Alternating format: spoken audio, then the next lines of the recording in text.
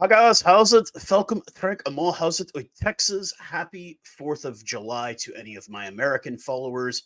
250 years of since the signing of the Declaration of Independence, I believe.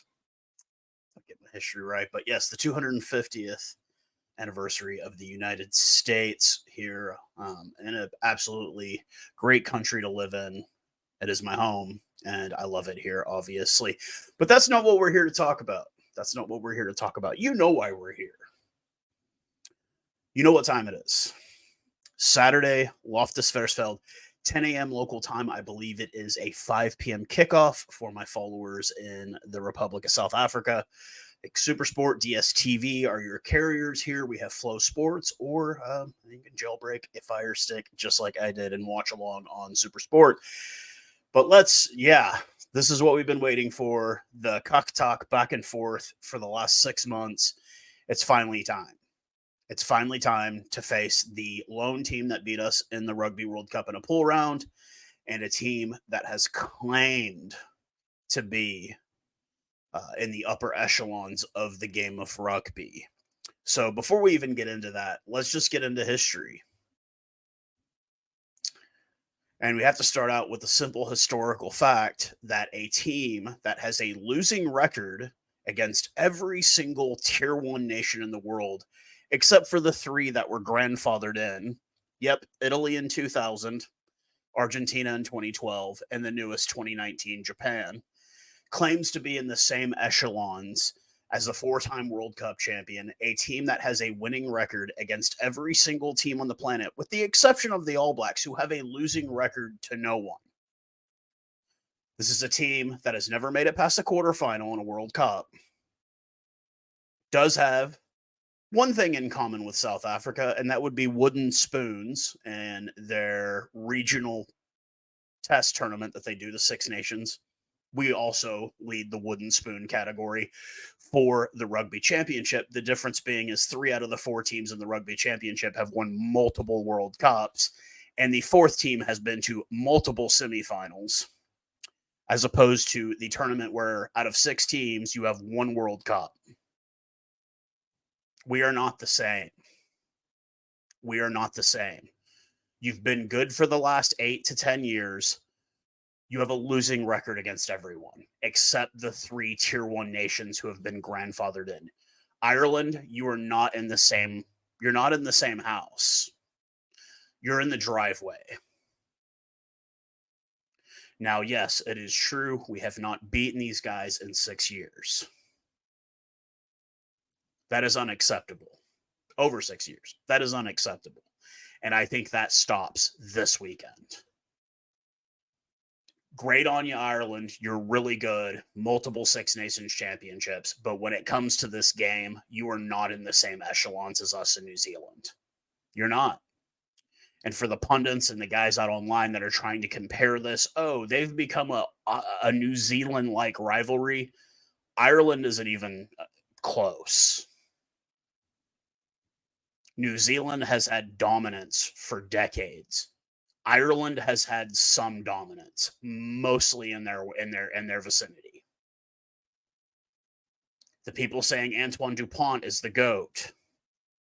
Antoine Dupont is not the GOAT. Now, I don't mean to get on here and just bash Northern Hemisphere rugby, but I think some of you need to pump your brakes. You're not in the same echelon as the Springboks or the All Blacks, despite what you think.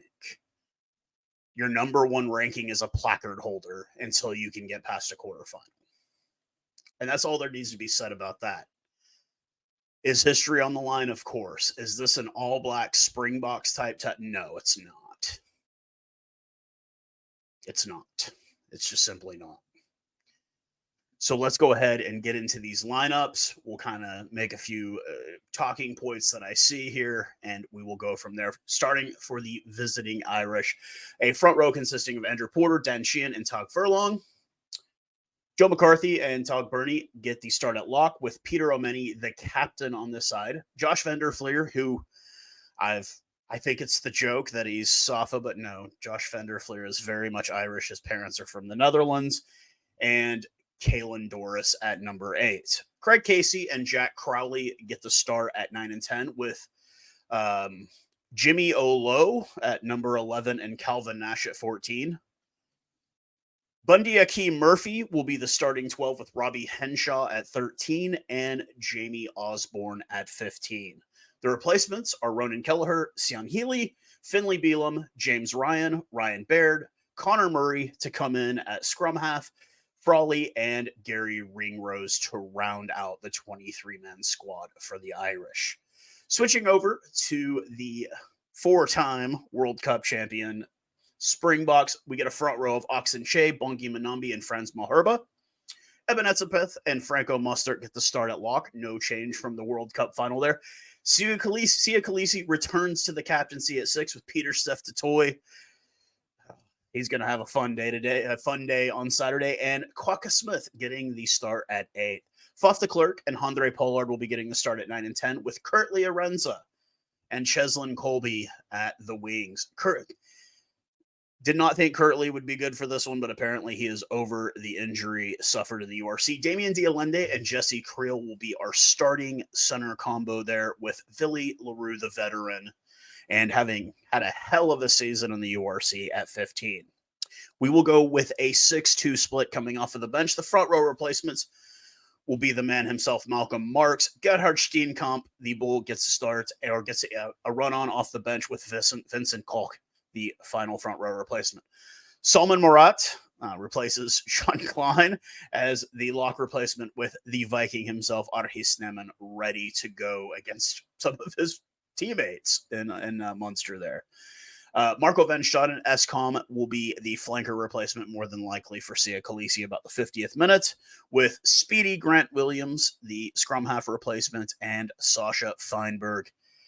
Could be the 10, could be the 12, could be the 14, could be the 15. You pick your poison when it comes to that. So going back to the 13-8 pool game,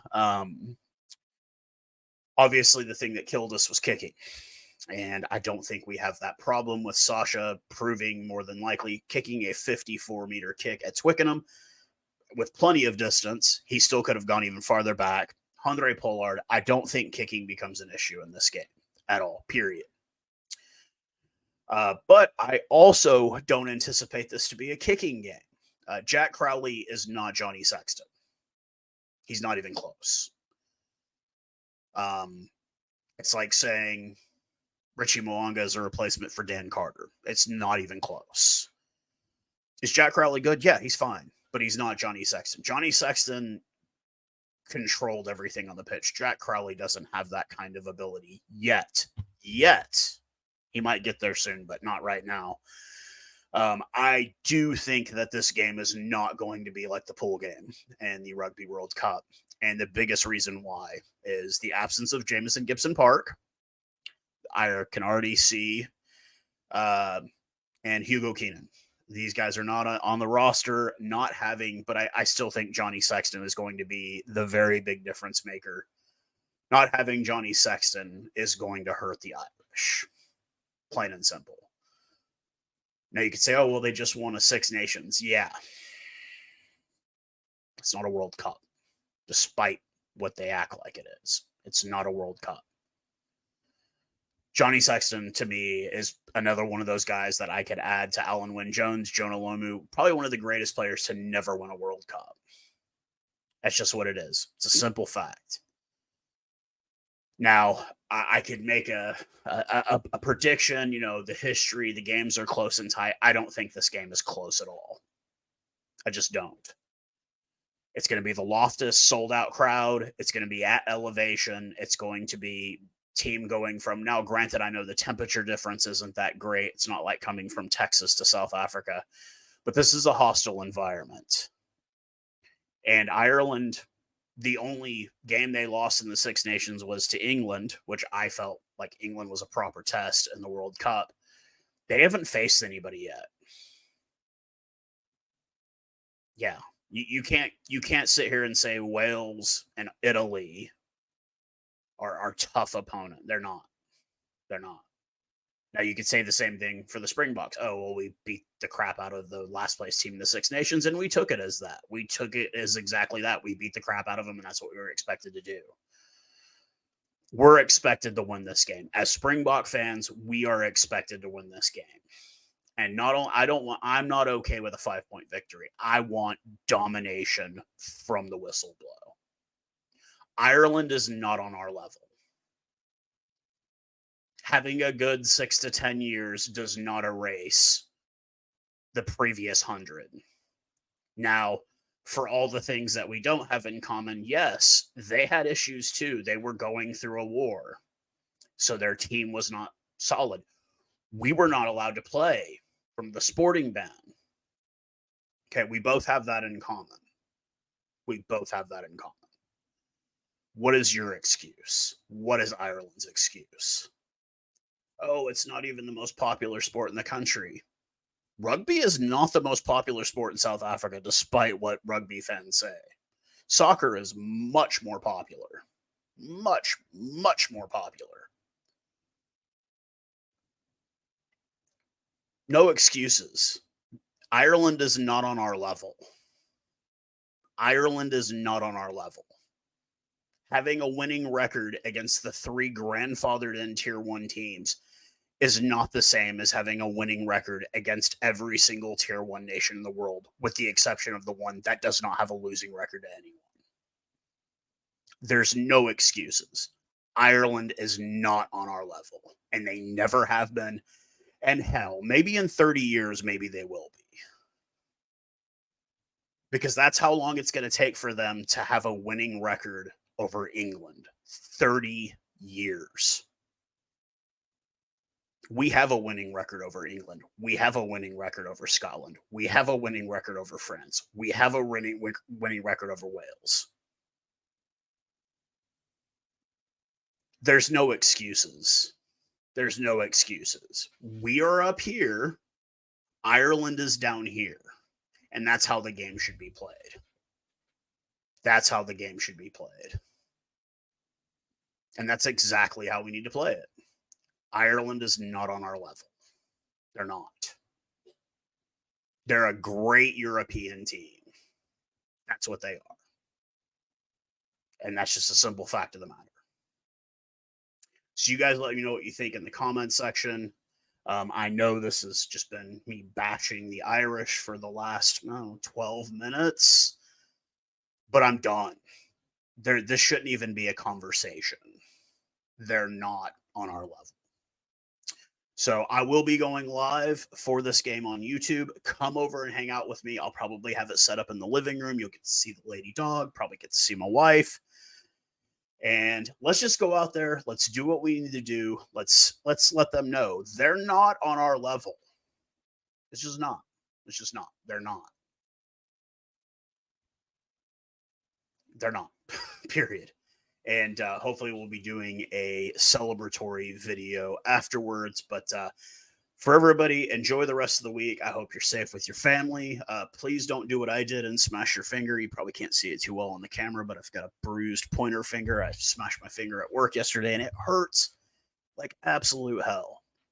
But we will see everybody again Saturday. And cheers, and bye, donkey guys.